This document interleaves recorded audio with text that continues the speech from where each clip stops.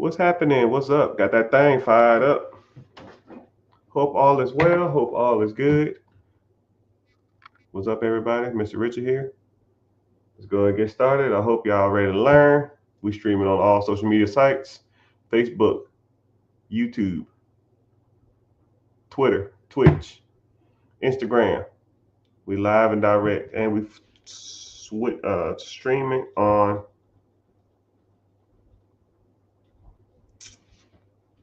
TikTok as well. But welcome in, everybody. Welcome in. Welcome in.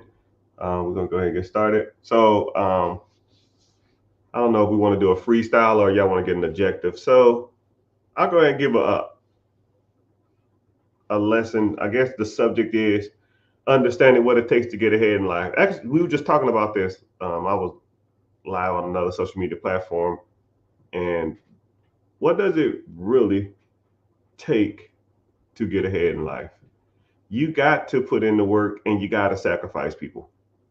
You can't get ahead with mediocrity, or you can't get ahead and be cool at the same time. You can't have it's so weird. And a lot of people always think that you can have both, but there is no balance when it comes to money. There is no have your cake and eat it too. You can't have the Hellcat and the millions of dollars and the house on the beach. I mean, without the sacrifice. That stuff is for fairy tales and celebrity rappers or some shit. It doesn't happen to the average person. Now, if you have a skill or if you have a skill set or an ability to entertain people for large amounts of money, basketball, football, singing, acting, stuff like that, sure. But the average person, it doesn't work. It doesn't work. You have to practice self-control and do some form of some delayed gratification. I mean, if you want a Hellcat or a Trackhawk or a Scat Pack, if you want that now, then 20 years from now, you're still going to have to work and struggle and worry about how you're going to make ends meet. Or delayed gratification. Put the Hellcat on the shelf for now, and then start investing your money into some real stuff. You know. And then what I hate is I think I had a video on I think it was Instagram or something, and I was talking about like a don't buy a Hellcat, invest your money instead. And then people say stuff like, "Man, I don't want to be an old man and be able to afford that Hellcat then." And I'm like, what the hell you mean an old man? Bro, I'm old to you? I mean, a mid 40-year-old guy who made sacrifices when he was 27, 28, 29 is old to you? I want to have fun now. Well, if you want to have fun now, that's fine. That's your choice. But when you're, you know, 30, I mean, when you're 40, 45, 50, 55, 60, don't complain that life ain't turned out the way you wanted to. You know, it's another good analogy, and I hate to bash women, or talk trash about women, but I see a lot of women when they get older, they'll complain that where are the good guys at? Well, you had the opportunity at the good guys. You chose otherwise, right? The number of women, regardless of regardless of what you look like, when you're in your 18s, 20s, 25, even close to 30, you get hit on all the time. I've seen some of the most unattractive people in the world get hit on when they're younger. But when you start getting older and that reality starts kicking in, and you start gaining a little bit, and shit ain't that sweet no more. It's the same thing with money. When you have the opportunity to put up the money, right, you can either choose to go to the club, you can choose to go out and party, you can choose to take vacations, you could choose to go get nice cars and blow all your money on bullshit, or you can sit your ass at home. you know Same thing. If you are younger and you get hit on all the time, you can either settle down, find you a good guy, and get married and be done with it, or you can continue to run the streets. And then when you get older, don't be mad when you don't get hit on all the time. I mean, it's about as simple as that, you know. So we'll get to some Q and A in a sec, but I almost want to just put a little emphasis on the delayed gratification.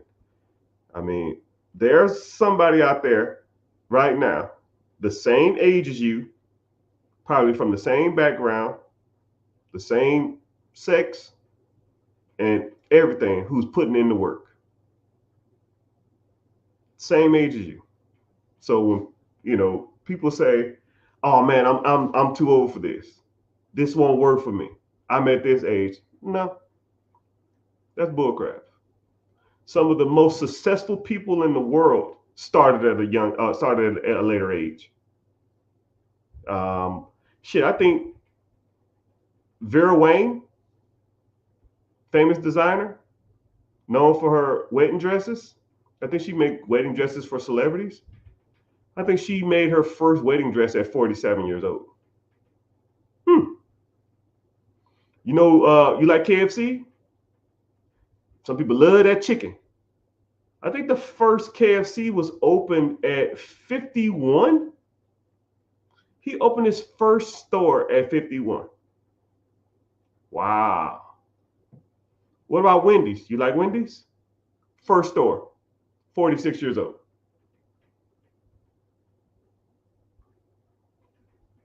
You know, it's never too late. It's never too late. But when you start, you have to commit. You have to keep at it too. You can't just do it for a week or do it for a month and do it for like 6 months. Be like, this shit ain't working out. I'm good. I can't do it. I don't like this. I like my freedom. I like my fun. I like my vacations. I like eating out. I like Netflix. I like sitting on my butt. I mean, that's cool. But those who put in the time, those who put in the effort are rewarded later on in life. All right. And I'll even give you some quick synopsis of me, because y'all see me on social media and y'all see me live, but nobody was putting in work like me. Nobody, right? I always had this imaginary person that I was going against that said that people my age, am I the 1% of people out here getting it? And if I felt I wasn't, I would start to do something. And I'm gonna tell you this too. Imagine if there was a camera walking around following you all day long, 24/7, almost like the Truman Show. They just followed you all day long. Would they want to watch what you do all day? Would they be motivated and inspired to do what you do, or to want to watch? Or they'll just watch you wake up, complain about work, complain about your coworkers, complain about your boss, complain about the commute, drive to work, and then, complain about being here, complain that you don't get paid enough, complain that the system sucks, then go home, then complain that you ain't got enough, complain that the food sucks, I want to eat out, complain that you have to work out. Do people want to watch that? Would you watch that? If I followed you around for just today, think about today. What'd you do today that would motivate somebody to want to aspire to listen to you or watch you? If the answer is nothing, then you fucking up, because your today was probably your yesterday, and your yesterday was probably the day before that. Someone say NC-17. Keep your mind out the gutter. I'm trying to make you some money. Right?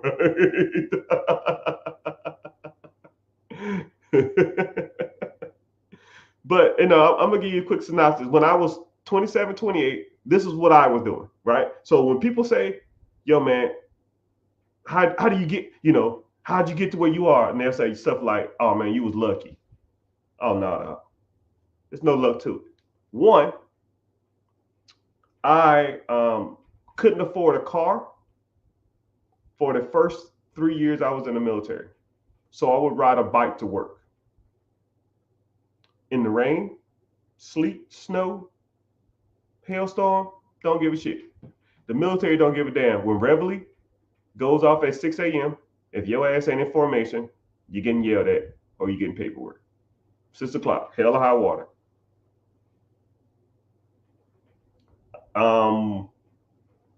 I was buying rental properties and I was staying in the rental properties. I was sleeping on a blow up mattress in a sleeping bag with a pillow.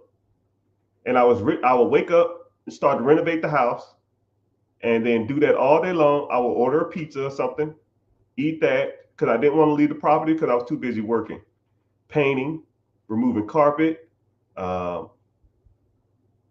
scrubbing, cleaning up, redoing countertops, whatever I had to do to get that house rent ready. And then I'll go to bed at like 2 in the morning. I'll go in there and run a little water hose and wash up a little bit, hop in that sleeping bag, take my ass to sleep, wake up at 6 or 7 in the morning, and I hit right back at it again. 5 hours sleep. Like spring breaks and stuff, when I got like spring breaks or I took like vacation or leave or something, that whole week, I just renovating properties. When I stayed in the barracks or the dormitory, they gave you 3 meals for free. I would be at the mall, or I'll be downtown, or I'll be somewhere. I'll be out, and they stopped serving the child at 7 o'clock, and it'd be like 6:40. I would stop what I'm doing, drive back to base, so I didn't have to eat out. A lot of people say, "Yo, man, you probably saved more time and money just eating out." No, you would have saved that. Like that's your mentality. I wasn't like that, right? I would get a meal and eat it there, and then I'll get a to-go meal. So if it was like 7 o'clock at night, I get a to-go meal. At 11 o'clock at night, I would eat my to-go meal, and it was free. And then sometimes I would leave where I was at. Like say if someone had a get together or they was watching football, I would literally stop what I'm doing, go get my free meal, then come back. And they'll say like, "Man, you know, we about to go out to the bar or something like that." And I was like, "You know what? I'm good. I'm good. I'll sit at home. Come on, man, come out just one time." "No, man, I'm good because I don't want to spend any money. I have a bigger plan." Now all those guys I used to work with talking about go out and spend all your money on dumb shit, they're all working now, and I pretty much own multiple companies, and I bought and sold hundreds of real estate properties since then, and this is the reward I reap for it. I put in the work, now I'm reaping the rewards. And people say shit like, "Man, I just want a Hellcat now. I can always save for the future," or "I don't want to be an old man with all that money." What's the point? Who the fuck is old? Point to an old man around here. Me? I'm old to you? Old. Man, I can't. What? I don't want to travel when I'm 70. I can't even enjoy it. So I'm 70. I don't enjoy travel. I'm probably in more shape than most of y'all. I got a personal trainer I meet at 7 o'clock every damn morning that works my ass out.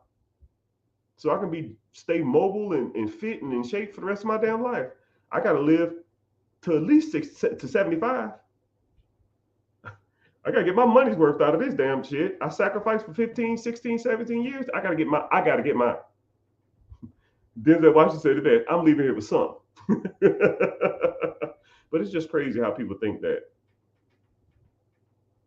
you know, you put in some delayed gratification, and you put in some effort, some energy towards something that's gonna make you some decent money in the future, and then like you're throwing your whole life away. No, I still have fun.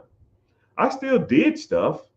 I just didn't do the things that a traditional person did. Right? If it was free, it was for me. If I had to pay for it, I was hesitant to do it because I didn't like it. I hated spending money. Hell, to this day, I hate spending money. Right? Because I just turned on something that was hard to turn off. Maybe it's PTSD or something. Shit, I don't know. But I tell you what, I'd rather have PTSD, not wanting to spend money, having a lot of money, than be stressed the fuck out with no money, needing a lot of money. You put that shit on a t-shirt right there, buddy. You know. But I'm glad y'all here. Glad y'all hanging out. So let's go ahead and get started. I'll do some Q&A real quick. So if you're watching on TikTok, tap the screen for 15 seconds. That's your price of admission. Get those likes up. If you're watching on There's a lot of people on Instagram. There's a lot of people on Facebook. A lot of people on YouTube too. Thank y'all for being here. So if you want to click the link in the bio, I have a free class coming up on Wednesday, 9 p.m. EST. If you want to come to the free class, register. If not, it's all good. But um, click the link in the bio. Watch this on YouTube because YouTube pays me to be here. Right? It's not a lot. It's probably only like $500 a month or something, but it's better than nothing, right? It's better than nothing. So I see it as like me being here pays for my electric bill every month. So it's all good. All right. So let's get to some preguntas, questions. Let's see where we at. Okay. Yo, what's the one move you mentioned about 750 in the Vanguard for 6 years? Okay, so okay. I would almost have to show you more so that I could tell you, but I kind of break it down as simplistic as possible. So when you're investing, you have multiple different kind of accounts. But first of all, let's understand what interest is, right? Interest is the amount of money that accrues on the account from profits or losses, well, most of a profit from an investment. You have two different types of accounts. You have what's called simple interest, and then you have what's called compound interest. Simple interest is like if it makes 10% a year, you put $100 in something, simple interest pays you $10 every year. So year one, $10. Year two, $10. Year three, $10. Year four, $10. That's simple interest. So after 5 years, you have a $50 on your $100, right? But then you need to start looking at, and they have what's called compounding interest. Compound interest is when your interest makes money, and your interest makes interest makes interest. It's like the snowball effect. You put $100 into something, you make 10% on it, then it's like at 110. Now then your 110 makes money. Now you at 130, 121. Then your 121 makes money. Now you at 134 or something. And then interest just make interest to make interest to make interest to make interest. And once your interest starts making interest to make interest, after a while, it's almost like a huge snowball that can't be stopped by nobody. And the longer you have that money in the account, the more interest it pays. There's like rich families that somebody in their lineage or their heritage or somebody in their generations long before them started investing like that. And then what they do is they take that account, they put the money in, and they put it into a trust. The trust manage the snowball. So every year they get a interest check. Let's say you have, I don't know, 5 million. I'll even make it 10 million bucks, and the interest on that account is 10%. That is on $10 million. That's $1 million. Let's say there's 3 people in the trust that has heir to that money. That's $333,000 a year in interest that they make. So those people by default are what's called trust fund babies. I don't know if you ever heard the expression trust fund. All it is a compound interest account that draws interest every year, and instead of adding the interest to the pot, they take the draw of the interest. So the interest is making their money every year. And if you spread that $333,000 over 12 months, that's what, 27 grand a month, right? Most people, right? Most people in here can live off $28,000 a month. So if you set it up right, then you can give that to your kids, and then your kids' kids, and your kids' kids, like the Vanderbilts, the Bernankes, the Rothschilds, the all these other the Carnegies. That's all they did. They're not fucking geniuses. They just invested into a fund that pays interest, compounding interest over a long period of time. That's it, right? We all can do this. We all can do this. And someone said, I need to make some trust fund baby money. Yeah, you can. You can be the start. You can start the chain. Because once your money starts making money in a compounded interest account, then you can either take a draw or you can keep reinvesting the interest. Let's say that account is at $100,000 and the draw or the interest that year is 10K. You can take 10K or you can put the 10K on top of the 100K. Now you're at 110. Now next year it'll be 11,500. You can take the draw or you can put it into the pot again, and just so forth and so on. I mean, it's just a long play. Some people don't, man, what I'm gonna do when I'm 75 years old? I want to enjoy it now. No, bro. Like, some things aren't about you. Some things, I mean, when you're sitting on your deathbed, you're not gonna be like, man, I wish I would have got that damn Hellcat when I was 25 years old. You like, damn. Everybody who's at this bed looking at me is gonna live a very great and comfortable life for the rest of their lives because of the proper decisions I made. And I would rather die looking at my kids, my grandkids, and my spouse, knowing that, than thinking to myself, man, I remember I was 35 years old, 30 years old. I was the king of the block. I used to do donuts in a Hellcat. That's about the dumbest shit I've ever heard in my life. But it's your decisions. Those are your decisions. You do with that shit you want to, you know. You do with it as you want to. Somebody said, where, or someone said, where do I start after my debts are paid off? Oh, let me help you out, sir. Debt, good or bad, will always be there. Okay? Debt will always be there. By any, put an emoji in the comment section if you have debt.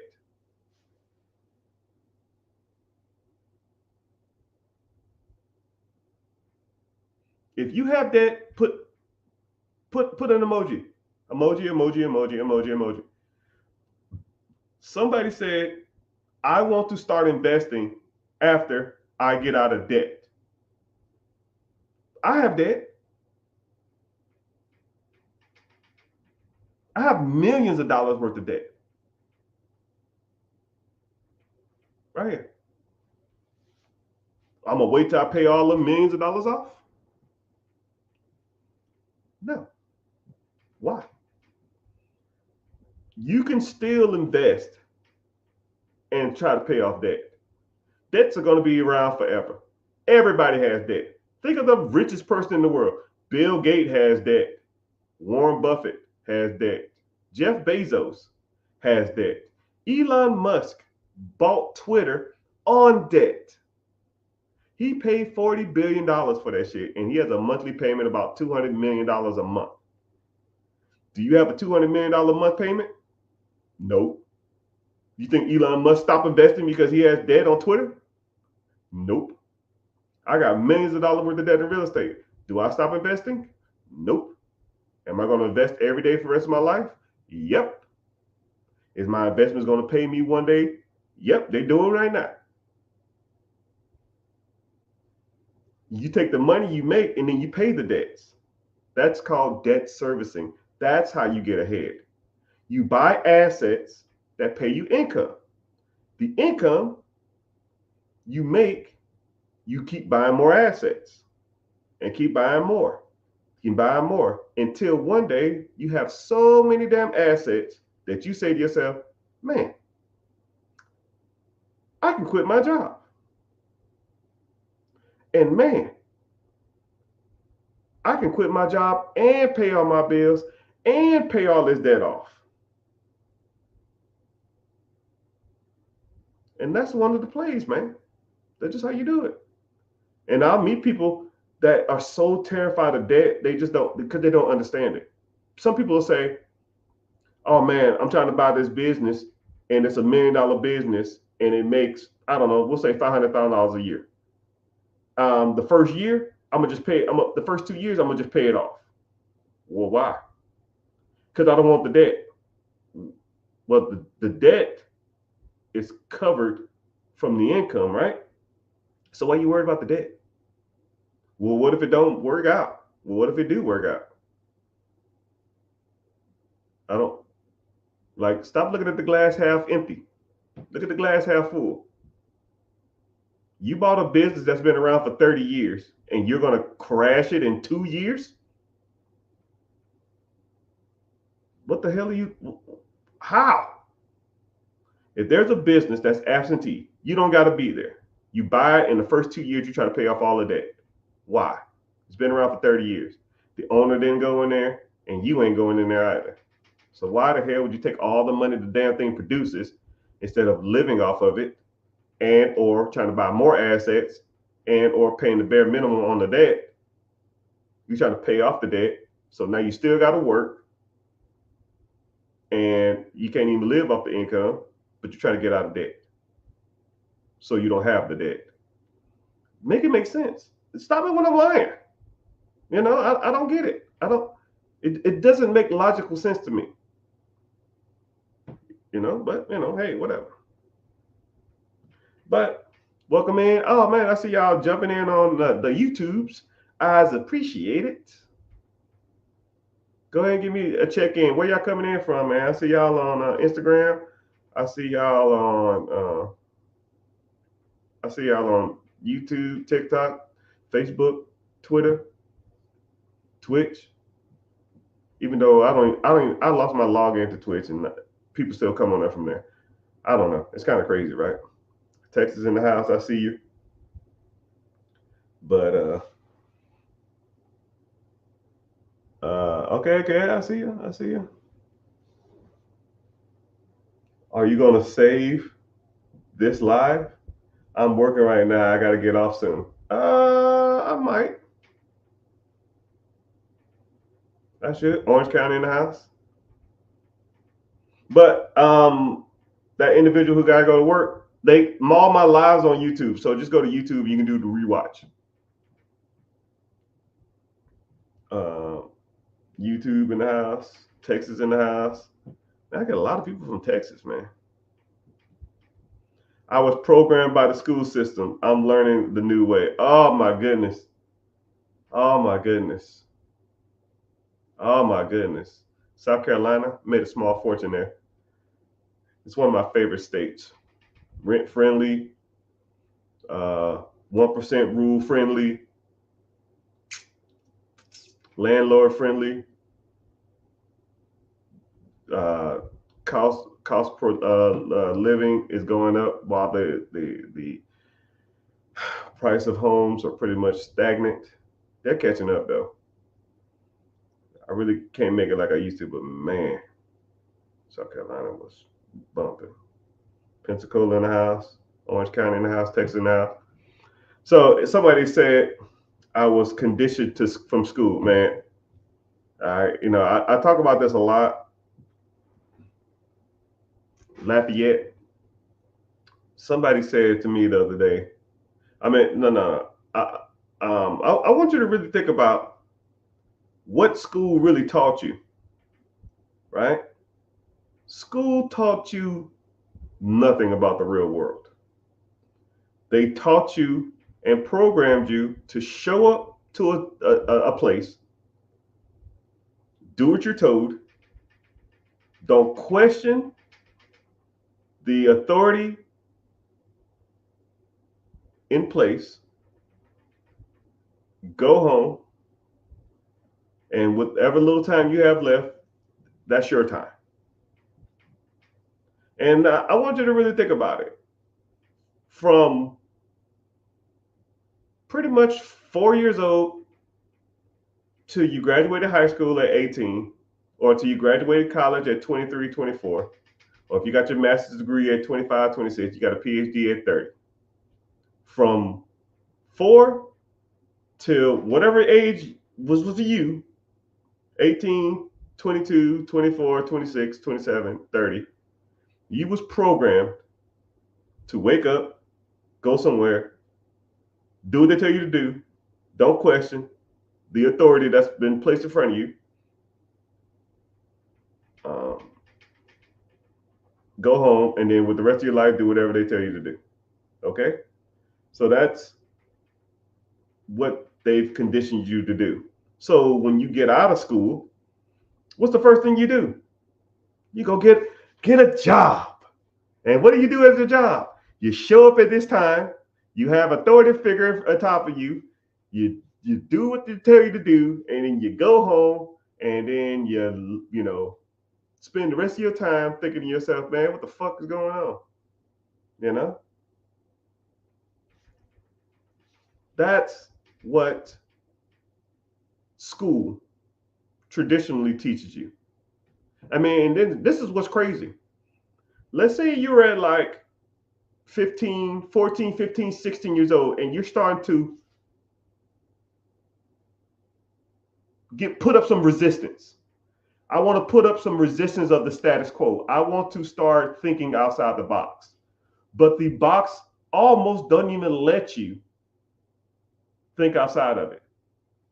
Your teachers are going to tell you to go to college. The counselor is going to teach you to go to college. Your parents are going to teach you to go to college. Your friends at 15, 14, 16, oh, I'm going to tech. I'm going to state. I'm going to A&M. So now your friends are damn pressuring you. So the system almost conforms because they don't know shit. A teacher is only going to teach you what they know. A counselor is only going to teach you what they know. Your parents are going to teach you what they know. Their friends are only going to tell you what they've been taught. All four of those systems are broken. Because the teacher, now, when you go ask your teacher, and everybody's done this, because I've done it multiple times, you ask the teacher, do you like being a teacher? And they say, oh, yeah, I love it. I say, oh, well, you do it for the pay? Oh, no, the pay shit. So you love doing it, but you make shit money. Now, hear me out, people. Would you rather do something you hated for a lot of money, or would you rather do something you love for a little money? Because if I love my job, I hate being broke. Man, if I hate being broke, I'm going to love my job. or I'm going to love making money, and I'm going to hate my job, right? You almost got to pick your battles. But I'm going to give you another battle that they won't teach you in high school, right? All work sucks. So you might as well get the money. You might as well get the fucking money. All work, employments, job, 9 to 5, all of it sucks. I have never, in the grand scheme of things, I've never went to work. I've had good days at a job, but I'm in the whole grand scheme of a job. I've hated waking up early. I've hated the commute. I've hated the work environment. I've hated some of the coworkers. I've hated my fucking boss. I hated the pay. I hate the damn mentality. I hate the camaraderie. I hate the environment. You might got one person that you cool with, and then you wouldn't even right there over your house. And then you drive, back home in a shitty ass commute. Heaven forbid you leave 15 minutes late. Now you're stuck in traffic, and to go home to have a mediocre paycheck that you hate. I don't get it. And then a lot of people say happiness, right? Running a property management company sucks. A job sucks. Which one you want to do? One pays me $45,000 a month. One pays $45,000 a year. Now they both suck. What you want to suck and be broke? Or suck and be happy? GG. Pick your poison, people. Pick your battles. You can be broke and happy,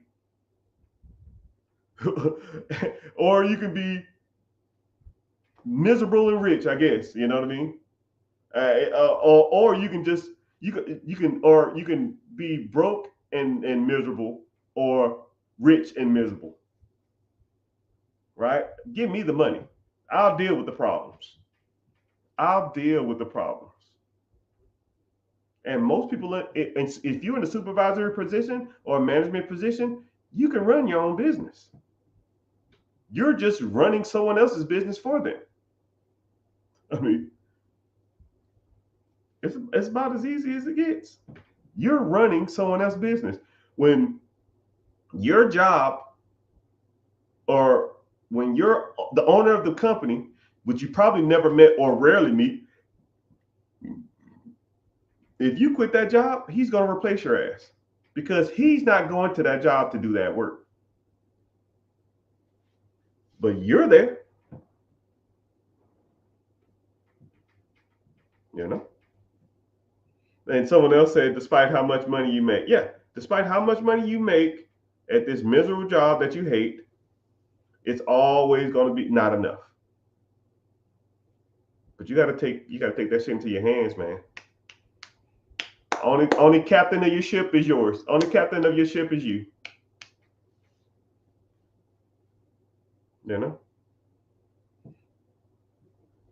But I would rather work for myself and not make as much than work for someone else and make a lot of money. And I'm gonna tell y'all something, man. I'm gonna give you a quick synopsis because I hate talking like this because I don't feel like I'm bragging to people. But I'm gonna tell y'all something, man. On the other side of the fence, it's 10 times better, right? But it does take discipline, right? Some days I just want to wake up and watch Jerry Springer or Maury or Price is Right all day. But I got to come in here and do work. I got staff waiting on me, employees waiting on me, tenants waiting on me, whoever waiting on me, and I have stuff to do.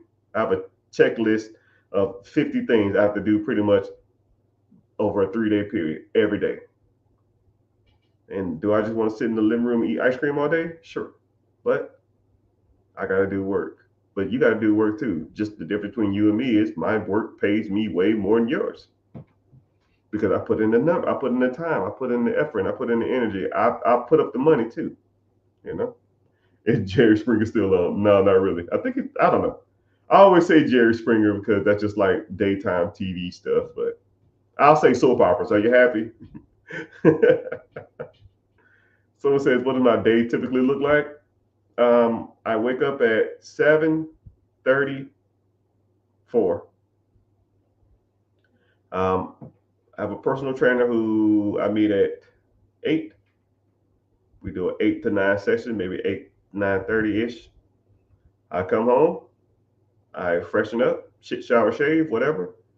That'll take me to like 10:40, 9:45, 10. I go in there, I talk to the missus. Actually, my girls go to school at like 9, so I see them for like 5-10 minutes before they bounce. And then talk to the missus from like 10 to 10:30 to 11, just see how her day's going and seeing what's going on. Then I come into the office about 11 o'clock, and then I get to it, right? Whatever's on my agenda. What's the day? So today is review all bank accounts. I didn't do that today. So I have like 8 different bank accounts I got to review, answer all social media DMs. I get about 400 DMs a day on social media. It says go live at noon or in the AM. Post on social media. As soon as you start reading this, I tell myself little reminders. Post on social media. Go live. Add an IG story.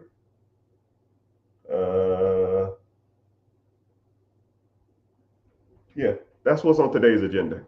Every day is different. And then I'll check my emails. And then I have what's called Slack. The Slack channels. I pull up my Slack. My Slack has I have a manager's chat.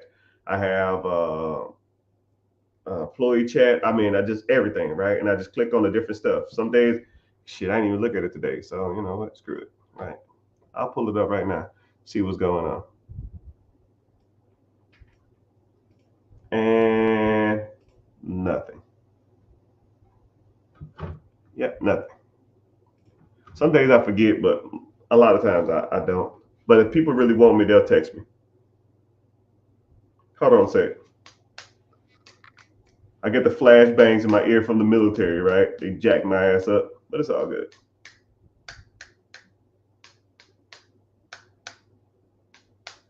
Yeah. So I get about 400 I can do about 400 DMs every 3 days.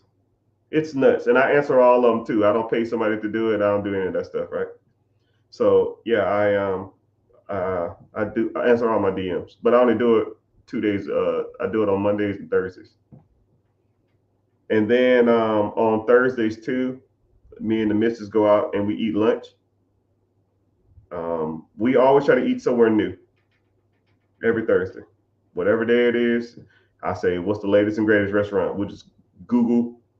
Sometimes we'll just go to Facebook and say Tampa, TikTok and say Tampa restaurants, and we're just like, oh, wow, that looks good.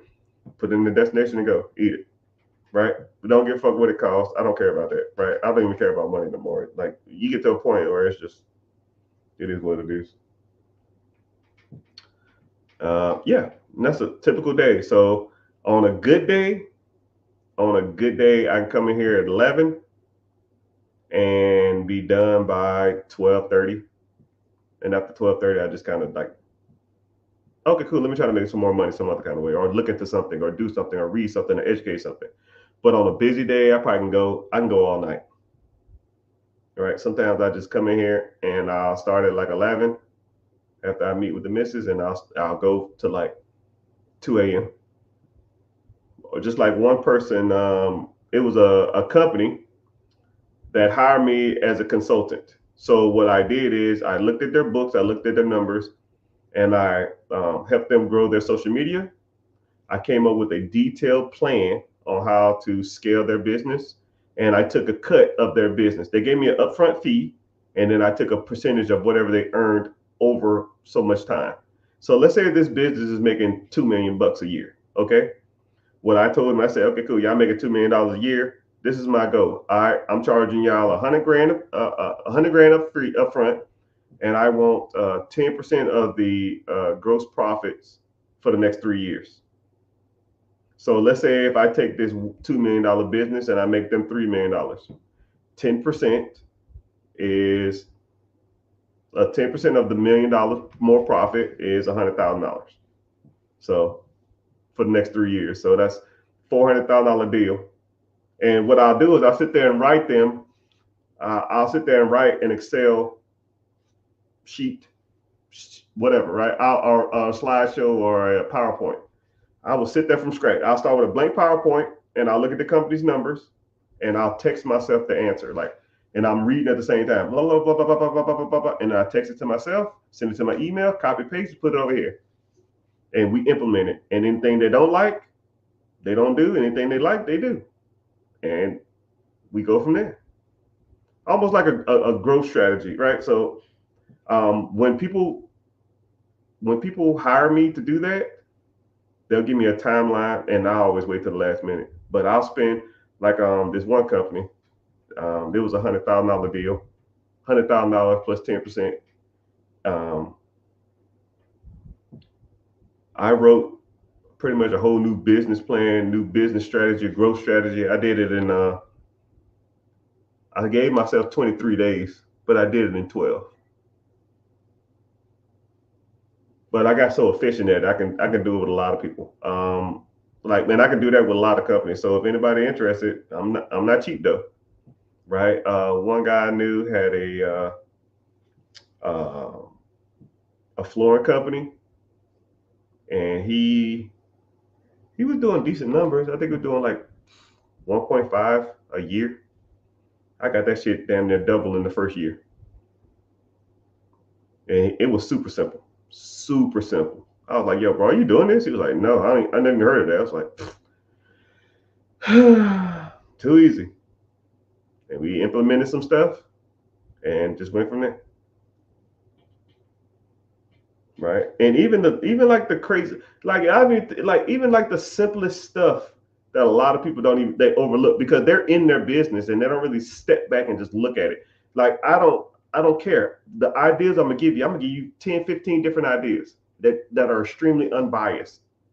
Like, because I don't know your business. I'm not in the business, right? Just like, for example, I'll give you some things. Um, the guy was Portugal. He's from Portugal, and all his employees were Spanish. And then I said, "Are you running Facebook ads?" And he said, "Yeah." I said, "Well, what's your like turnaround? Like, what's your rate?" He was like, "Oh, they're not high." And I said, "Let's start targeting Latinos." I mean, you're in Florida. There's a lot of Latinos here. Let's start targeting Latinos. And now you'll be, and because a lot of times when you get into like different races and different cultures, they'll get biased, right? I know that it's sometimes in Black people culture a little bit, but other cultures is real bad. So if there's a Mexican guy that does flooring or does any kind of handyman work, he will refer his other Latino buddies, and he'll only use all the Latinos in the community will only use this guy, right? And just stuff like that. I say, yo, let's run some ads targeting Latinos, right? Straight Spanish, right? Just say this, 30 seconds, run $50 a day for a week. That's $350. Let's see your turnaround rate.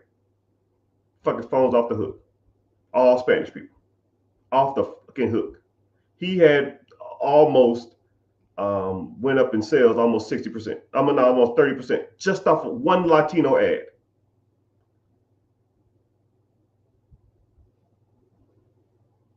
Hey, whatever, man.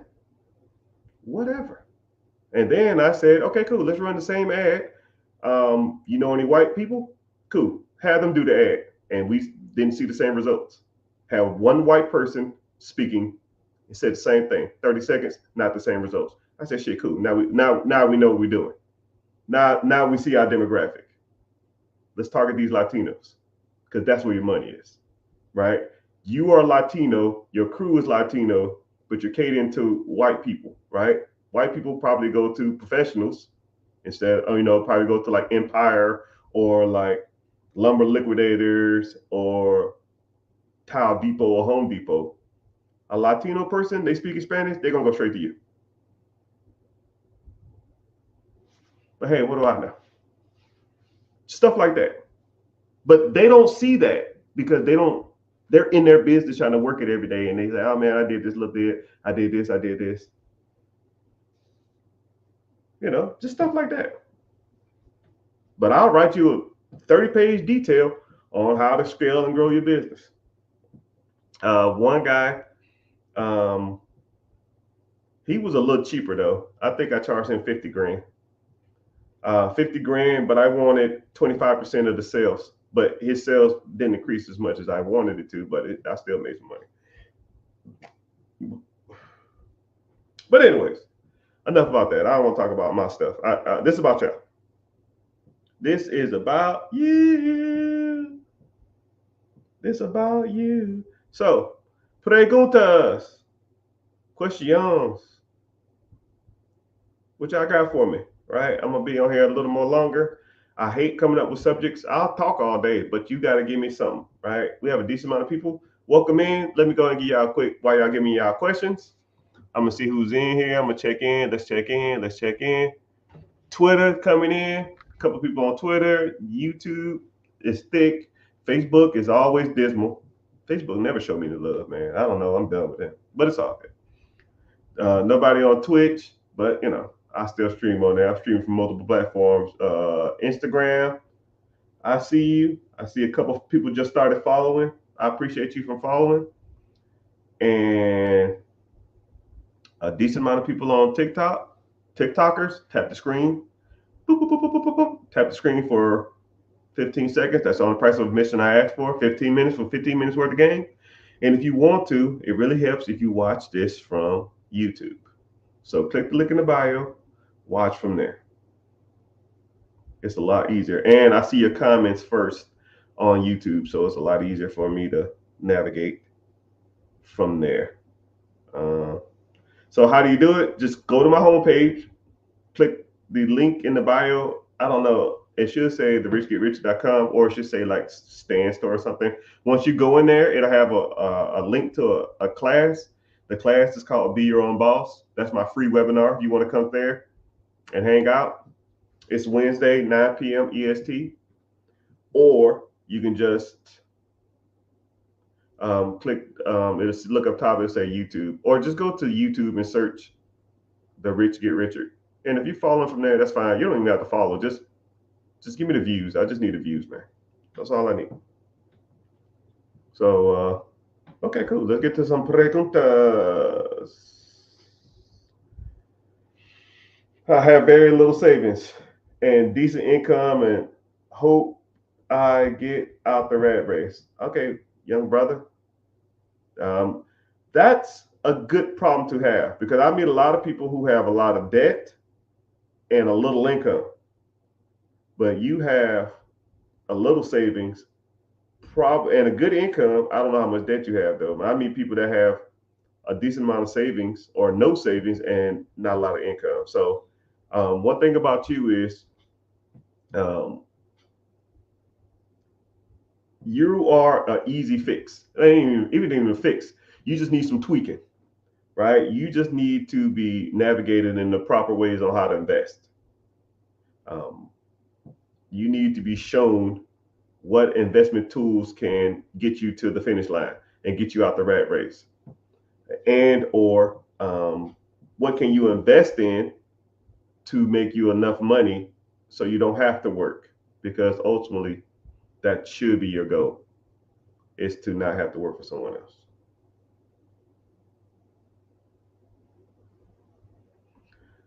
What's your take on rate cuts announcements? I'm don't shoot me when I say this. Don't be mad at me when I say this. This is going to sound extremely insensitive, and it's going to sound kind of crappy when I say this. It's going to sound weird, but hear me out. Okay? Hear me out. Interest rates, to me, are really irrelevant. Like, I don't care. First of all, interest rates, your interest on your real estate is tax deductible. Okay? So if I'm paying 5% or 50%, I'm going to write that shit off. Okay? Second of all, if you know how to buy assets properly, then the interest rate is irrelevant. So I'm going to give you 3 examples. Okay? There's a $100,000 property for sale. Interest rates are 2%, 5%, 15%. Okay? You bought a $100,000 property, you put 10% down. I don't know. That's 90 grand. You finance 90 grand at 2%. Your payment is going to be, let's say, $600. I don't know. $600. Let's say it's making $1,600 in rent. Your payment is $600. Your rent is $1,600. That's $1,000 spread. Okay? Simple. Tracking?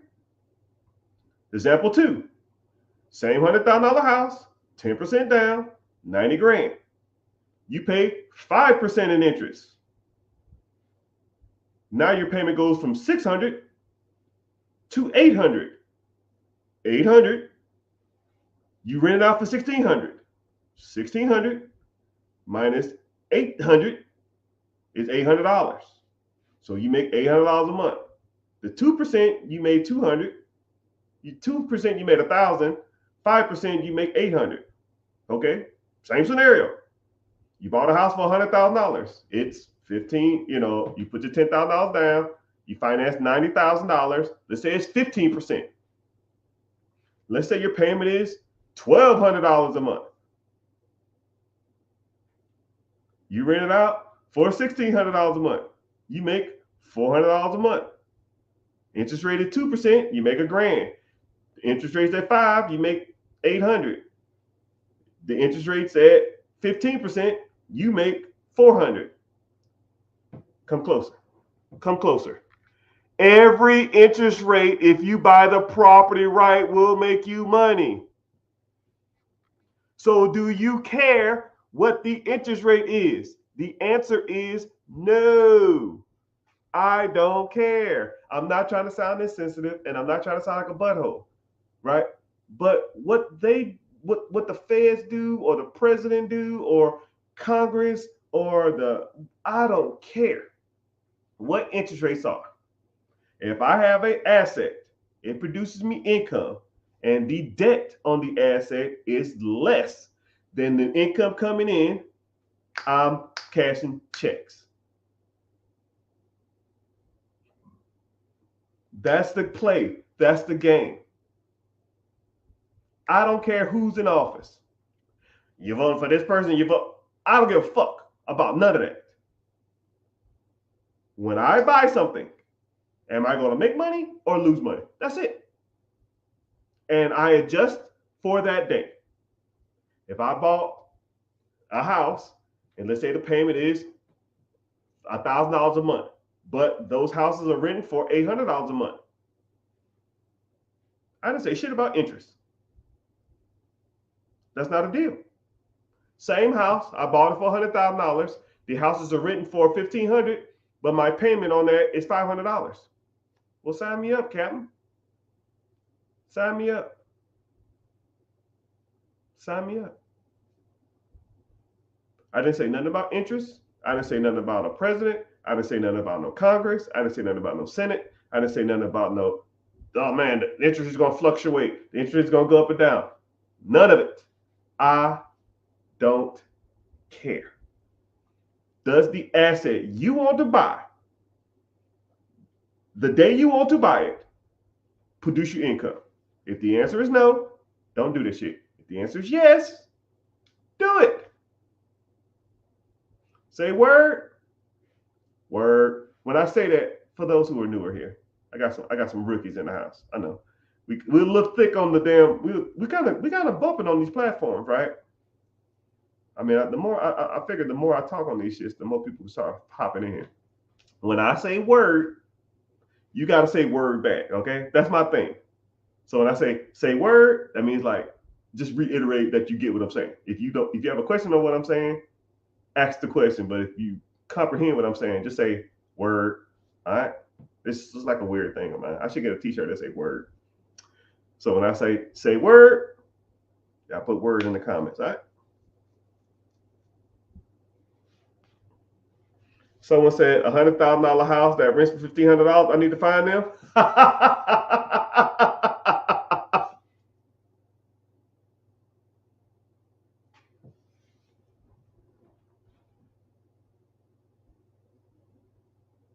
Give me 3 minutes with a 2-minute bathroom break, and I'll find you one. Damn, that's a good quote. Man, that's a good quote.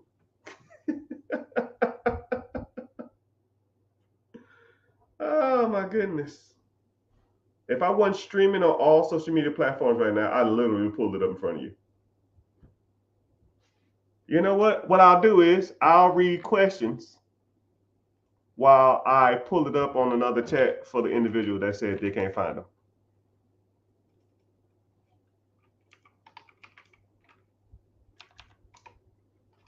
So let me see what we got going on. What we got going on?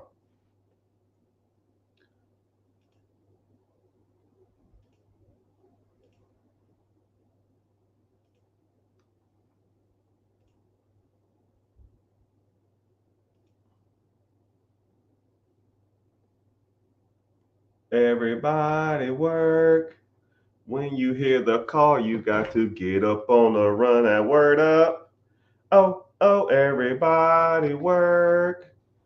For the individual who said, I wish I could find $100,000 house that rents for that much. $100,000 house. Okay. 100K property. You ready? You ready?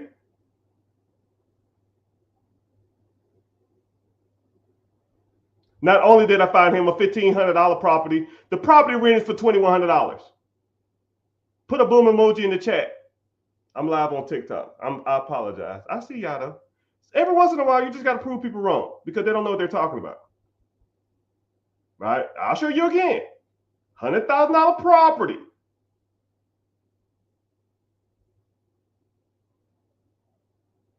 Rent.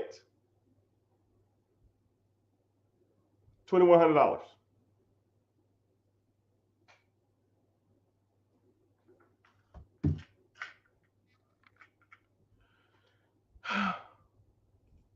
How long that took? I don't know. 30 seconds? Anyways. Every once in a while, you got to show people you're not playing around. Actually, it took me less than a minute because I pinned the comment, and the comment pins for a minute. Everybody work. Who ready? Who ready? I'm ready. When it comes to acquisition of business, there is a proven to produce cash flow. What loan would we look to get in order to acquire the business? Also, how do we say loan? Do we need business credit? Okay, you asking a couple different questions, so I guess I'll kind of break them down differently. So there's multiple different loans that you can get to buy a business. You can get a CDFI loan, you get a micro loan, you get an SBA Express, SBA Flat, SBA 7A, you get SBA 405, you can get a SBA large business or a straight business loan. And you actually note you can get a bank business loan because SBA is a small business affiliate, which doesn't allow you to loan money to a business that's not considered small. So a small business is anything that doesn't have 1,500 employees and an evaluation of $5 million or more. So it depends on, and yes, you can buy a business that produces cash flow. I don't know if I answered your question. What type of loan? It depends on how much the business brings in and how much, because certain small businesses is anything under 1,500 employees, right? I don't think it'd be 1,500 employees with $5 million valuation. I think it's gonna be less than that. But you need a certain amount of value too. So if it's under $5 million, so, and there's brackets for different loan programs. So a certain amount of money will go to different loan programs. So that, and then also too, business credit has nothing to do with buying a business. Businesses are generally purchased as the individual, as the personal guarantor. If you want to get business credit and use that to get like business funding and get business lines of credit, that's like a whole different subject. You don't need to own a business. Well, you need to have a proper business structure to get business credit, but you don't need to try to buy a business on business credit. It doesn't work like that.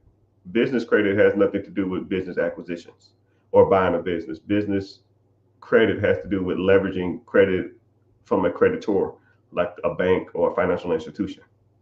That kind of makes sense. I think I don't want to, but if you want to like break down some of that stuff, I can for you, man. But it's not. It's kind of a weirder question. It's not like a weird question. It's like more detailed than I almost want to go to in this platform or this setup. But that's a good question though.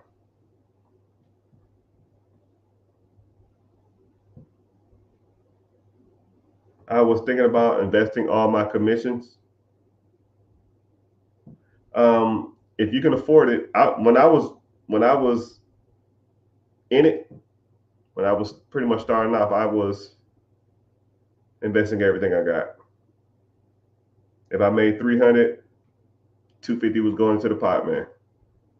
I would keep like $100 cash on me and $20 in my bank account, and about $100 in an overdraft account, just in case I went over on something. And all the rest went to the pot, man. I'm telling you, man, I was like bare minimum. I lived like nobody. I lived way below my means when I first started, way below. So I just letting you know that, most people should try to live or look at it like that too. What is some guidance for someone who just turned 18, who's turning 18? Should I start the best thing? Hey, brother, I'm gonna tell you something. If I was you at 18 years old, I would invest $100 every paycheck into a compounding interest account. Wait till you turn 50 and you be rich for you and the rest of your family's life. And that shit ain't even hard, right? You can just continue to go. You don't got to do nothing because making money is cool, but having the time on your side to invest is cooler. And it's way easier too, right? Way easier. Let's say you're 18 years old. I'll put this in there because sometimes people get 18 years old. So 18 years old, you're starting off with zero. 18, so 20 to that's 32 years. So you're 20 to 50, 32 years, right? So 32 years. Let's say you follow an average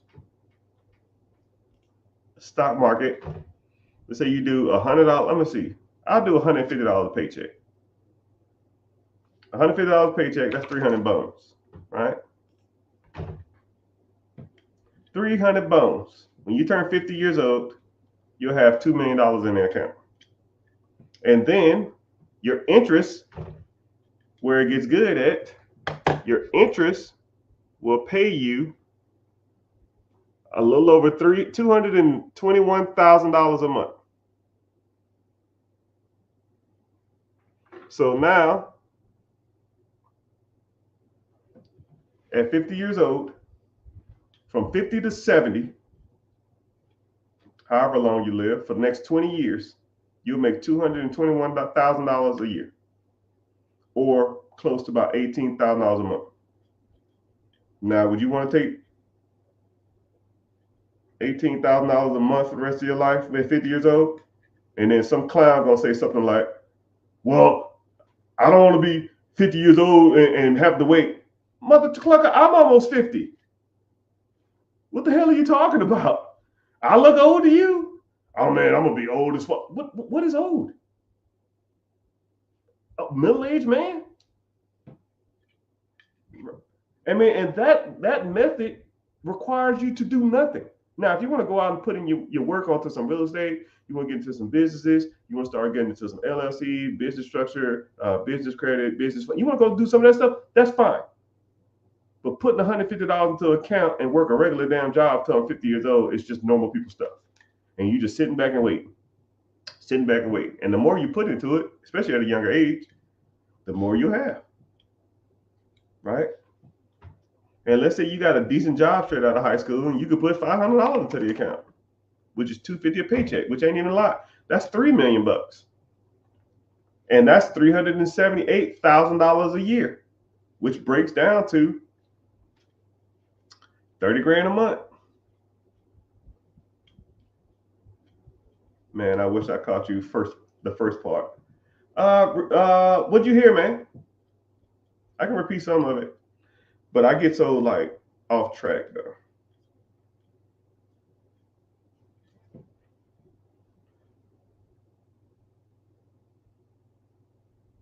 What's my 2-year plan for buying your first home? First, you need a down payment and credit. But there's like 5 or 6 programs out there that'll help you buy a house, your first house. So it's almost irrelevant. So you could almost go out here and find. I'll even give you some off the top of my head. I got a lot in my phone, man. But off the top of my head, NADA, NADA, or is it NACA? I think it's NACA. Sorry, it's NACA. NACA. Yeah, NACA. I don't even know what I'm talking about. Not NADA is for buying cars. My bad. But NACA is a program that helps fill the gaps between people who can't afford their down payment for their home, they give you pretty much down payment assistance, and they give you like the lowest interest rate possible. And then there are also some HUD one programs. There's a few programs out there. You got to put in the work. Look them up and then find your home. They got some HUD programs where you just take over people's houses. People got a loan via the government and they defaulted on their homes. The government is not in the business of owning homes, so what they'll do is they'll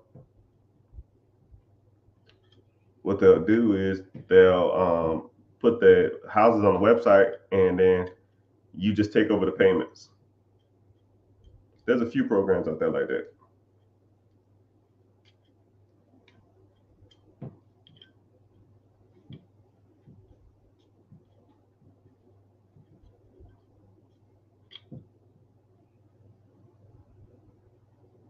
What are you talking about, man? I didn't see your question.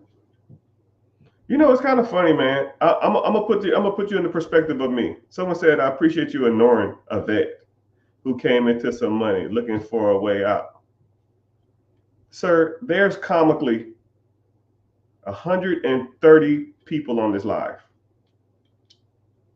I appreciate your patience, and I appreciate you waiting till I can see your comment. I don't see all the comments, man. I apologize. I am human. 130 damn people in here commenting multiple stuff, but it's all good.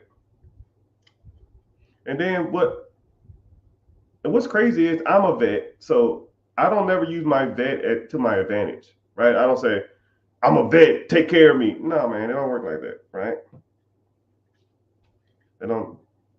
Me serving my country has nothing to do with me getting priority to over anybody. But if you have a question, ask the question. If I see the question, I'll get to it. If I don't, there's 130 people in here. I apologize. You know? Well, I shouldn't apologize. But I'll say thank you for your patience. CEO rule number one: bosses are never, you never let anybody know that what they're saying either gets to you or makes you feel less than, right? You just say, I never say sorry. I say, thank you for understanding. You're the most professional person I know. I get that a lot. But I try to be though. I'm really personable.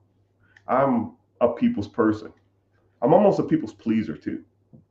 I feel like I try to get people what they need.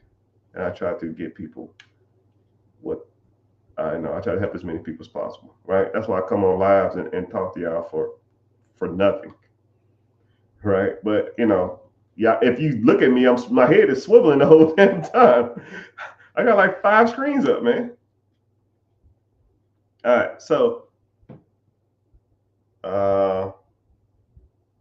who wants to get out the corporate 9 to 5 and buy a business? Okay, so individual wants to buy a business. If you want to buy real estate, you want to buy a business, you want to learn how, you want to use business credit, you want to use all kind of different techniques on how to buy businesses and buy real estate and or investments and or work on your credit and grow your business credit and get access to me and my team or whatever you want to do.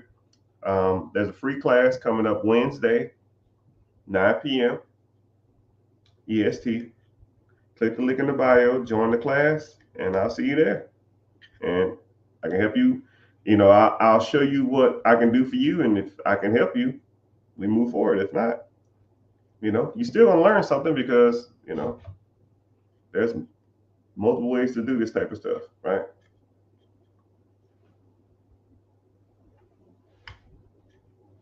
Someone said I have about $110,000. Oh my goodness, and 800 credit score. Hey, what I'm about to say, y'all. For those who always in the people who watch me enough, what I'm gonna say. Individual stated that he has $110,000 saved up and 800 credit score. Yeah, let me see who's gonna say it. All right, no one's gonna say it. Y'all must be all new. Sir, You're rich and you don't even know it. I'm gonna put you on some simple math. Simple. You have $110,000. Word. 10% down on $1 million business. Word. Let's say your credit score is good enough, because I don't know your credit. 680 can get you qualified for SBA 7A program, which means you qualify for $1 million business. Word. Let's say that business is doing 33% margins or 33% rate of return. 33 rate of return is $330,000 of cash flow on the $1 million asking price. Tracking? You put down 100,000. Wow. That means you got to finance 900,000. $900,000 over 10 years is 90 grand. Tracking? You make 330,000 because you did 33%. 330 minus 90 is, shoot, my math is off today. I need to do the math. Some of y'all probably can do it in your head, but I'm like, sometimes I get like brain fog. I can see I can't even talk today. $240,000 left. But you put $100,000 down. So you want your down payment back. You want all your money out of this deal as soon as possible. Not on the debt, but the money you put in. So now your $240 left in earnings goes to $140. Okay. So year one, that business will make you $140,000 or $11,000 a month, which is decent money. $11,000 a month, you can quit your damn job. But let's fast forward to year two. Year two, you don't have to pay back the $100,000 down payment. That means your payment to the government is still going to be $90,000. You made 330. 330 minus 90 is going to be 240. So 240, you got to pay some taxes on that money. But I mean, let's be real, $240,000, and I'll even put you at like a 28% tax bracket if you want to go 28% taxes, right? That's 66,000 minus your 240. You still at $172,000. $172,000 over 12 months. That's $14,000 a month. Could you live off $12,000 a month? More than likely. But here's the play. Don't eat off the 240 that you made year two. Just buy another business. And this time, instead of you put the $200,000 down, now you buy a $2 million business. That makes you twice as much. So in 3 years from now, with your $100,000 in your good credit, you could be making somewhere in the range of $40,000, $45,000 a month. But hey, what do I know? What do I know? What do I know? Say word. Word. But anyways, thanks for asking the question though. Or you could just put it into a simple interest-bearing account. I don't know how old you are. But let's put this in the calculator. Let's say my sir right here is he got $110,000. 110,000. Wow. Golly, I can't even type today. 110,000. Wow. Let's say he's 30. He put it in the account till he was 60. Didn't do nothing else. He's 30 years old and put it in the account at 60. Didn't contribute nothing else. That $110,000, you put it in there at 30 and you waited till you were 60. Didn't do nothing else. It would be $5.6 million. So now you take that $5.6 million, you put that in a trust. The trust beneficiary is you, your wife, and your next of kin or your kids. And they and all y'all will receive a check for $688,000 a year from the age of 60 till you die. And then the kids get the trust, and now they're trust fund babies. Now they make $680,000 for the rest of their lives. And as long as they don't spend the principal of the $5.6 million, then you'll and your family and your lineage be rich for life. But you could put a clause in there saying something like nobody can spend the pot. The interest, the account only can draw interest, and if the interest don't get paid that year because of this down market, y'all better get a job or learn how to budget. That's between y'all, right? It's free money to them anyway, so it'll make a difference. But thanks for the question. I definitely took notes. I will rewatch it. Thanks. You gotta rewatch it. Click the link in the bio, join the free class, man. Learn how to do this stuff. And then you can just ask me those questions directly, right? If you want to get into the coaching or get into the mentorship or get a one-on-one or something, I'll walk you through it. Hey, these are the accounts. Here's how you go. This is where you go to do it. Here's multiple accounts. Sign up for one. You sign up for one? Cool. Go here. Put your money in that account. Cool. This is what it's been producing over the last 10 years. This is what it's been producing since inception, since the beginning of the fund. This is how much it's been producing in the last 5 years, right? I can't tell you which one to invest in. Pick one, right? They're all pretty much the same thing out of these four. And then you just say, cool, I'll pick it. And then, all right, thanks. You have a good one. Let it ride. See you in 30 years. And then 30 years from now, you'll be like, holy fuck, I'm super rich. I was like, hey, that's why when you listen. Right? Someone say, how much is a one-on-one? Click the link in the bio and we can do. I have different tiers for different people. I don't know what you want. I don't know how you want to do it. But I personally feel my one-on-ones are worth my weight in gold, right? Because it ain't like we're sitting on a phone call or we're sitting on a Zoom and it's pretty extensive. We're gonna be talking about everything. A lot of people will start the Zoom. They're like, "Hey, I don't want to take too much of your time. Okay, cool. Let's get into this business stuff." And I'm like, "Whoa, whoa, whoa, whoa, whoa, whoa, whoa, whoa, whoa, whoa, whoa, whoa, whoa. That ain't what we're gonna do, right? First of all, Hey, how you doing, man? You doing okay? Where you from? Tell me about your family. You got a family, right? No, because it ain't. It's more money. Money comes and goes, man, right? But understanding the perspective of the person that you're dealing with is a whole lot better and a whole lot easier than dealing with just numbers, right? Anybody can give you numbers, man. I don't really believe in it, right? So yeah, so typically a one-on-one goes for a decent amount of time. The longest one-on-one I've ever had was 5.5 hours. But I almost could have kept talking to that dude longer. It was just sometimes it just clicks. Sometimes we do about on average about a couple 2.5, maybe 3. Depends on what we got to talk about. Sometimes if it's some detailed stuff, we just go into detail. Right? And they're like, yo, I got 20 questions. I was like, you know what? I'm gonna just start talking about you and your situation, and the questions will answer themselves. And then I do that, and they'll say, oh wow, I don't have no questions. Yeah, pretty cool. Does inheritance tax prevent old money families? Does inheritance tax prevent old money families?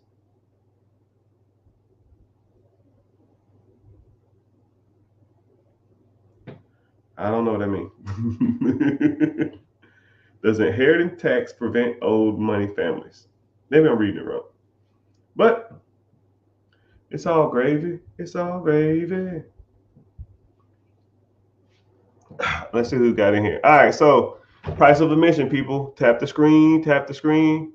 TikTok, tap the screen for, I don't know, 15 seconds for 15, your price of admission. Instagram, put your favorite emoji in the chat. YouTube, put your favorite emoji in the chat. YouTube, Facebook, Twitch, Instagram, and Twitter. If you want to put your favorite emoji in the chat too, TikTok, you can do that too. But it's all gravy. It's all gravy. Y'all gotta give me some questions, y'all. I'm getting restless. When I get restless, I get tired, and when I get tired, I go to bed. What's happening? How you doing, sir? Someone said I'm the most respectful person they've ever seen. Maybe I just had good parents. I don't know. So put the what's that? A goofy emoji or a shade emoji? I can't see that. It's kind of small. But I see you. All right, you going to bed? It's too early to go to bed. That's that military background. In combination with parents, upbringing, and all that kind of stuff. Can you help somebody with another country set up an LLC?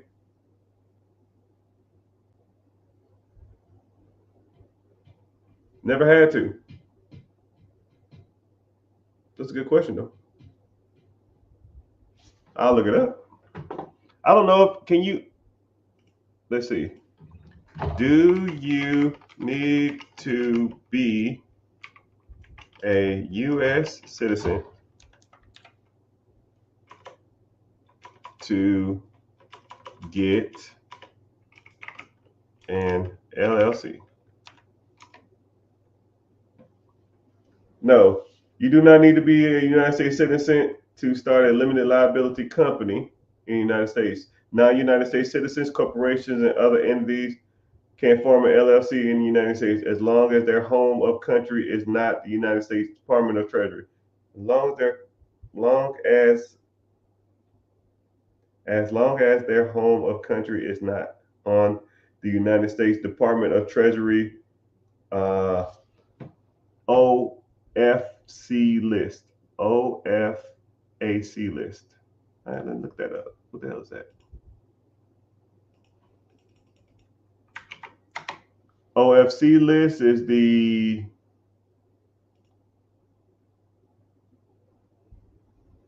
pretty much the naughty list.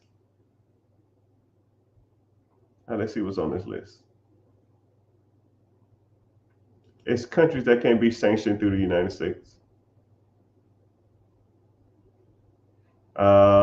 I'm gonna say, okay, here we go. I'm gonna read some of these countries off. You let me know if you're in these countries. Cuba, Russia, Iran, Iraq, Libya, Somalia, South Sudan, Ukraine, Venezuela, Yemen. There it is. If you're not in those countries, I can do it. If you are, then oh well. Good evening, good night. How you doing, sir? You must be new here. I've never seen you before. But welcome in. When looking to buy a business, what do you look for? Man, that's so much. I mean, I can go into details about what to look for, but I mean, I'll just kind of keep some of this stuff simple because I'm not going to go super detailed. But first of all, it's got to be making money, man. Right? If you buying a business and it ain't making money, what's the point? Right? I'm not in this shit just for the hell of it. I'm in here to make money. Right? So when I'm looking for something, it needs to be making money. Right? I like history. I like good established relationship rapport with the management. I like history of the business. I like I like moving parts, but simplistic. I mean, I like absentee. I don't want to be there. I want to just own it, right? I stop in there once in a while, give out some gas station gift cards or Walmart cards, shake some hands, kiss some babies, and I'm out, right? I like simplistic, right? If it's like some computer technology building the latest AI computer chips, and then I'm like, what the y'all doing here? Like y'all building a Terminator or something? I don't damn know. I don't want to get involved. That's too much, right? Super simple, right? A person want a hamburger, you put some ham and some cheese and a bun, and you damn give it to them, right? It's about simple as it gets, right? And think about it like this. Think about like a Little Caesar or something. If I could train a monkey to make a damn pizza, right? I bet you half the people watching this right now could go into a Little Caesars with no one in there and the oven running and make a pizza. I mean, it's you put the dough down, sprinkle some flour on it, put some sauce, put some cheese, put some toppings, and you put it on one side of the oven. That's a conveyor belt that's going in or out. They'll put it on the outside, put it on the inside, and then wait for it to come out the other end. And you slice it into either 8 slices or 12 slices. You put it in the box. I mean, that ain't rocket science, right? It's simple, right? Buy and understand businesses that have a simplistic process, right? I'm not trying to cure cancer, and I'm just trying to reinvent the wheel. I'm not, right? I'm not trying to, make self-driving cars, pick up people like an Uber. I'm not doing that. I don't have time for that. That's you see that say that for the Steve Jobs and the damn Elon Musk of the world. I just want to make easy money that I don't have to do a lot of work for. Simple as it gets. Simple as it gets. But that's a good question, though. I appreciate it.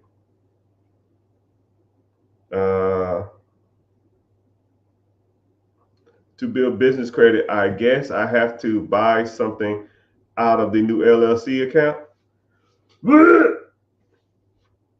Wrong. A lot of people always talk about establishing business credit the old ways. We have to go to the Armada. We'll do it the old ways.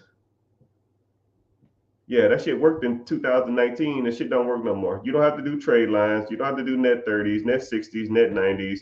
You don't have to get vendors and merchant accounts and shit. That shit is dead. Once you understand how to structure business credit nowadays, once you get it, it's kind of simple to get. And for those who are here thinking I'm playing around, every once in a while I gotta show people I don't play around. I literally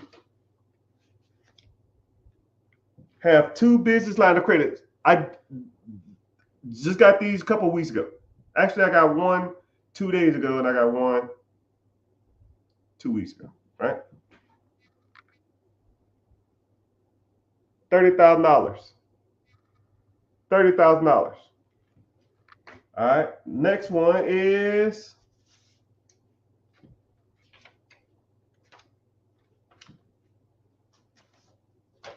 where are you?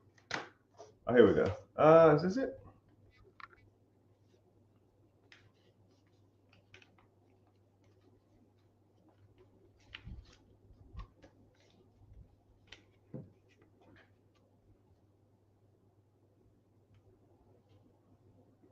Richard, 25,000.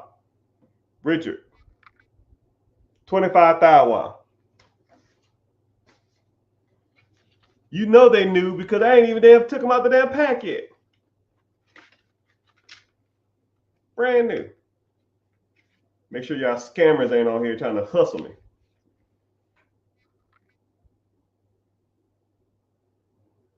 Right? They're right there. And then for those who think I'm really playing around, listen. These the big boys. These the big boys. They're the big boys. None of that flimsy crap that a lot of y'all be running around on. None of that. This the real ones.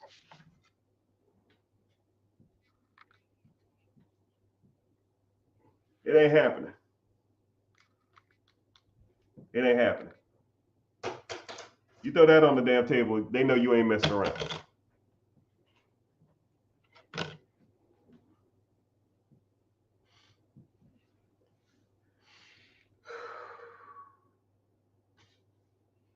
But yo.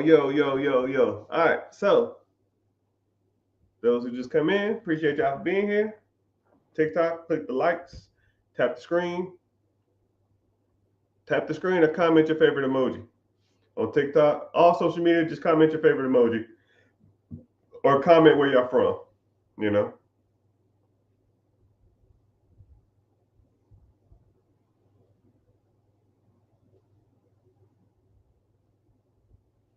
So say, how do I invest $700 a month? Man, I think I probably just explained this like 3 times. What's crazy is because I guess I'm live on Instagram, they push my videos out because I go live, and a lot of people will come in here from the live. They're coming here from watching the video, and they'll say, "Oh man," like, and then they'll leave, and then they'll come back, or somebody else come back in. So I constantly explain the same thing over and over and over again. But it's all good. But thank you for being here. I literally just explained it. I comically just explained it. But just do this, my good sir. Just make sure you're following. And next time I get on here, because or just stay in the live, and then I'll get to it eventually. I typically kind of talk about some of the same stuff over and over again. But you have to get what's called a compounding interest account. Compounding interest account, you make money every month. But there's multiple compound interest accounts. If you want to learn more about it, click the link in the bio, join the free class, and we can talk more about it. Dallas in the house. West Africa. West Africa in the house? What's happening? Fresno knows how to party. Fresno knows how to party. Man, I'm getting sleepy. Getting restless. What time is it? Yeah. Oh man. Twitter in the house. I see you. Ooh, somebody from Twitch. Can the person from Twitch comment? Just say something. Or the person from Facebook, can you comment too? I rarely get people in here from Facebook, and I rarely get people from Twitch. I just like to see what y'all doing. I don't know. Just never get anybody from there. Like they think they hate me. But it's all good. Let me get some stretches in. I'm gonna put y'all on some mindset stuff. Cause y'all ain't commenting, y'all just sitting here waiting for me to talk. So let's do this.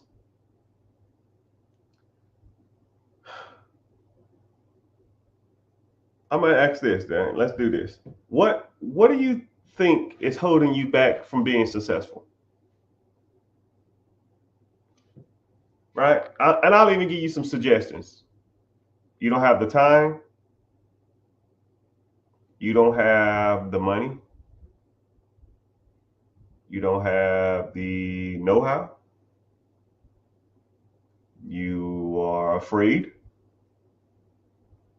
You lack guidance. Someone said all the above. But be real with me, man, because once you start, you can be real with yourself. And a lot of times you lie to yourself too. But once you start like projecting to the universe your doubts and your fears, and you start conveying those type of that energy to a person that is there for you, then we can start moving forward, right? If a person, if a person is overweight, I don't know if you're overweight or not. I'm not trying to diss on anybody, but say if they're overweight and one of the reasons they don't like going to the gym is because they feel like people are criticizing them or looking at them weird. Okay, well, let's take away that. Let's take away that fear, right? Let's do workouts from home. Let's do workouts at a park or something. Let's do workouts not in a gym environment. Because once you start to analyze your fears and then you start to overcome your fears, and then like you're left with all the good stuff after that. So a lot of people think it's either the money, the time, the resources, the know-how, the fear of failure, and all that kind of stuff like that. Or a lot of people say, I'll even start with the money thing. Like one thing about money, it comes and it goes, right? I want you to visualize the amount of money that's circulated through your hand, right? Let's say if you made 50 grand this year, and then you made 50 grand last year, then you made 50 grand the year before that, you made 50 grand the year before that, and 45 grand before that, right? And then let's talk about the windfall money that you got, right? Let's say the money that you didn't really factor in of that $50,000 of income. We'll say your tax returns. Let's say if you hit the lottery for like $200 or $500. Let's say if you got an inheritance. Let's say you got a class action lawsuit. Let's say if you got into a wreck and they totaled out your car. Let's say if you had a garage sale and sold $500 worth of stuff. Let's say if you had a side hustle and you made $800 extra, right? Not even, let's factor in that money too. Once you really start thinking about it, you probably made a decent amount of money over your lifetime. Your problem is not really the money. Your problem is keeping the money. So now you need to focus on a couple of things. One, well, actually three things. You need to focus on making more money. You need to focus on the money you do make, putting it to work instead of spending it on junk. And three, you need to work on whenever you do get money in to putting it into something that makes more money. You know, stop spending it on junk, put it in something that makes money, and not spending all the money you have on dumb shit, right? And then making more of it. So when somebody said in the comment, I don't have enough money. Well, you probably do. Right? Because when I was in the military, my paycheck was $425 every 2 weeks. So by show of hands, who makes less than $425 every 2 weeks? I can show you my pay stub if I can find it. It was $425 and then it was $475. I got my year and a half bonus, my year and a half pay raise or something like that. So if you ain't making more, if you're making more than $425 a month, or $425 a paycheck, which breaks down to about $800, about almost $900 a month. Who in here makes less than $900 a month? You make less than $900 a month, then we can talk. Or you can complain to me about you not having enough. You make more, and I was making it work. And then somebody will say, "Is that realistic to live off $900 a month?" No, it wasn't realistic, but I did it, and I was investing, and I was saving. I saved up my first $10,000 off of $900 a month. It took me like 3 years, but I did it. So when people say stuff to me like, "Man, I don't make enough money," man, I think it's bullshit. Because you do. You just spend your money on dumb shit. Right? And what's dumb to me might not be dumb to you. You might feel like you need it, but you really don't. You don't need Netflix. You don't need AT&T. You can get a Cricket. You can get Mint Mobile. Mint Mobile is $15 a month. If you complaining that you don't have enough money and your cell phone bill is more than $50, we have a problem. If you have Netflix, Hulu, Amazon Prime, the NFL package, Hulu Plus, Paramount Plus, Disney Plus, and you don't have enough money, shake that shit.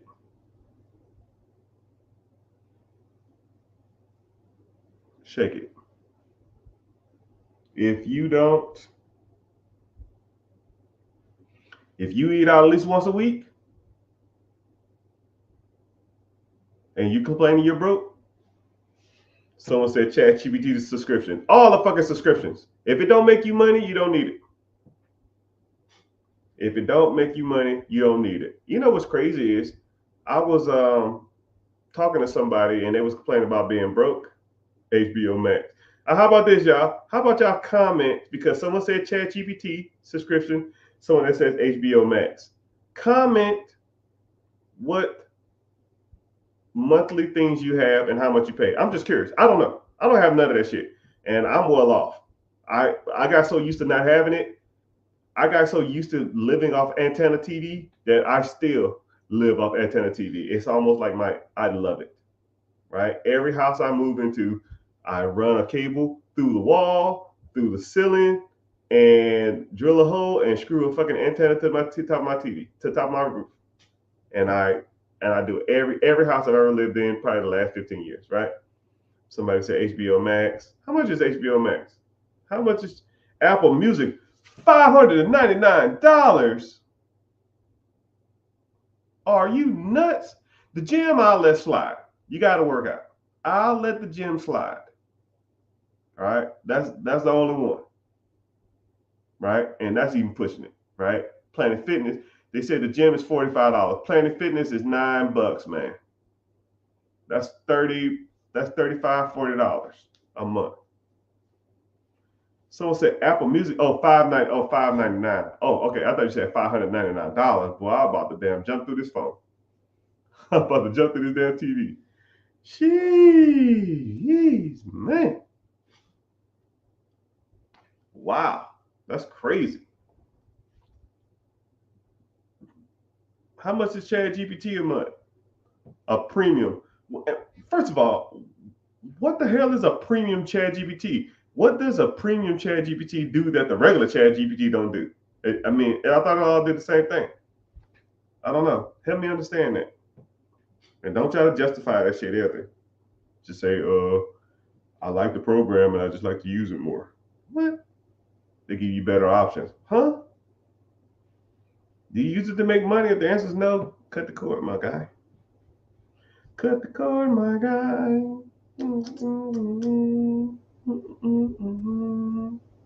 Let's see. But if you say that you're fearful, maybe you need to start associating with and start hanging around people who have done it and see what obstacles they face. You know, I mean, there's always ways around every obstacle that you've came into, right? I mean, everything you're fearful of, somebody has overcome that obstacle. That's what's so crazy about. That's like the gift and the curse of the world we live in. There's somebody in this world who's living the life you want to live. There's somebody in this world who's making the money you want to make. There's somebody in this world who's doing 3 times better than you and twice as dumb, right? Anytime I listen to, like, if I see any like major hip hop star nowadays, I'm like, dude, this guy's an idiot.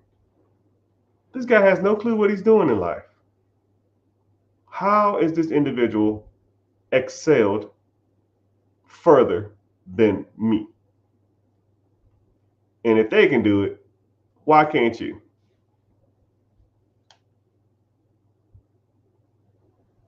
You gotta ask yourself that, man.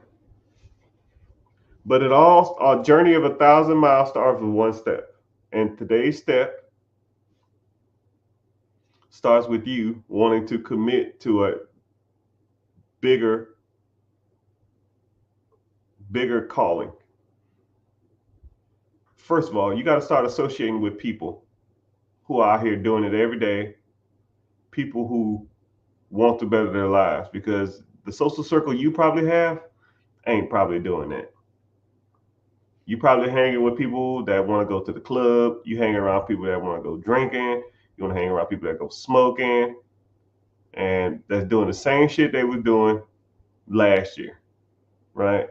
And one thing about like New Year's resolutions that I love and hate, it almost makes you reflect on what you're doing in life. It almost makes you sit back and say to yourself, damn, am I in the same position I was last year? I've gained weight and I have more debt and less money than I did last year. And even something as simple as writing down how much you weigh and writing down how much money you got and make that your New Year's resolution. Right? Okay, cool. I have $5,000 in savings. I make this amount of my job. I have this amount of my checking. I have this much in my savings. I have this much in my investments. I'm this age. I weigh this. You know, so now when I look on my New Year's resolution, it's really not a New Year's resolution. It's almost like a New Year's check-in. You know, it's like a New Year's check-in. And even stuff like that, once you start hanging around people that hold you accountable to your stuff, like, oh man, I have this amount of money, right? I need to get to this level. Okay, let's start doing this. Let's focus on this. Let's go here. Let's do this. Let's do this. And now you'll start seeing the wheels turn. You'll start seeing traction. And then every New Year's resolution, you say, well, damn, I'm doing a little better than I did before. Man, I'm a little higher than I am this year. Man, I'm doing way better, right? But a journey of 1,000 miles starts with one step. The first step is you got to start with the mindset. You got to start associating with different type of people. You got to start working towards a goal, right? And then I'll meet people all day long, and they'll say shit like, I'll say, "What's your goals?" I want to be rich. You know how stupid that sounds? I want to get money. I want to get money. I want to get money. That's your goal. Well, how much? A lot. A lot. Well, what the fuck is a lot? You can't have a goal without a destination. Do you go to a tattoo parlor and say, hey, I'll take any tattoo? Do you go to the fucking airport and say, I'll take any plane trip? Do you get in the car and you say, Uber, take me anywhere? So now you got a tattoo of a damn mustache on your forehead. You got an airplane ticket to Istanbul, and your Uber then take you to the port of Miami somewhere. I mean, no. You have to set goals. You have to look at particular subjects or particular things whenever you set them goals. And they got to be realistic because you want to accomplish them. Okay, cool. I want $1 million. I got 10 grand. I want $1 million a year by next year. Come on, dog. Come on, dog. If it was that easy, all of us would do it. You need some more realistic expectations, right? And I'll literally get people DM me and saying that I got 5K. I need $2 million of passive income that I don't got to work for. I want to sit on my ass. I want $1 million a year every year for the rest of my life for the next 18 months. Bro, you can get the hell out of here with that. You can get out of here. But you have to be told from individuals who are doing it at a high level that that's unrealistic expectations. It's like, I weigh 400 pounds. I want to lose 250 pounds the next 6 weeks. Bro, that ain't happening. Yeah, you cut a leg off because that's the only way that's happening. It ain't happening, man. So I just want to let you know that, there are people out here who do this on a high level that can help you get to the next goal, and I am one of them. Someone called me the most charismatic, nicest person I've ever met. That's cool. I appreciate that. But you have to start within.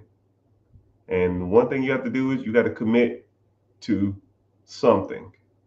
And that's why I'm here to help. Because I get tired of people sending me DMs all day, right? Like I said, I get 400 DMs daily. And people asking me, yo, man, I want to do this. I want to do this. I want to do this. I want to do this. I want to do this. I want to, start my own business. I want to buy a business. I want to get into real estate. I want to fix my credit. I want to get to business credit. I want to get to investing. I want to, I want to know the proper way to buy a car. I want to know the proper way to leverage my credit. All this kind of stuff, right? And I can't just sit on here and answer, because there's probably a couple hundred people in here now. I can't just sit here and just, constantly try to ask people questions, right? That's why I came up with the free webinar. So if you're interested in moving forward, or even just coming in there and just learning more, click the link in the bio, or go to therichgetricher.com, which you never can find it. Just click the link in any bio. I'm on Facebook, Instagram, YouTube, Twitch, Twitter, TikTok. And I'm streaming all over different places because I'll always get people say, it ain't 200 people in here. I'm streaming. Like, you don't see me doing this? I got 4 monitors, man. So just depends on where you're watching. But I'm counting them in my head. So if you're interested in learning more, click the link in the bio, join the free class. And if you want to move forward, we move forward. And if you don't, just come there and learn something, hang out with me, be attentive, take some notes, ask some questions, and then we go from there. But I appreciate you, everybody, for being here. Social media gets mad at me if I'm on for too long or not long enough. So I meet my quota. And appreciate y'all. Make sure y'all following for whatever platform y'all watch it on. Make sure you follow and get notification every time I come on, and then you kind of can